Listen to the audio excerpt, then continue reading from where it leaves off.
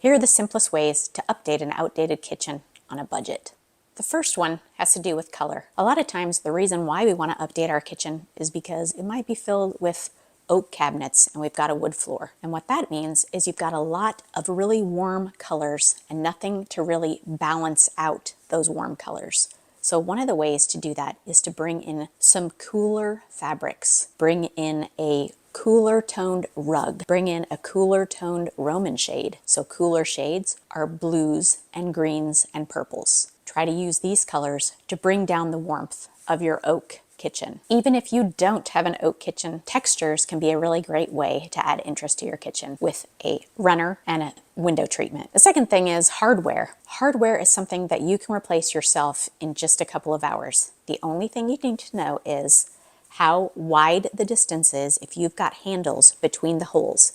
And then it's really easy to search for 4-inch pulls and you can replace them yourself. And there's some great looking affordable hardware options, and these are my favorite places to find them. You definitely need to update your lighting.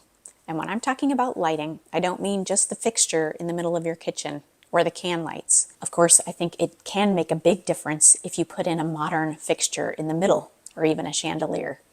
But update your pendants, update your under counter lighting, or add it if you don't have it. And you can even get battery rechargeable under cabinet lights at really affordable prices. Add some sconces, add a lamp. Lighting is something that can really make your kitchen look more modern. Backsplash. A backsplash is something that is one of the least expensive things in the kitchen to update. You can either pay someone to replace the tile, you can even put up peel and stick tiles. And it's something that, because it's not a big area, it's not very expensive to have it replaced. So if you have a honey oak kitchen, you want to replace the backsplash with something that is a cooler temperature.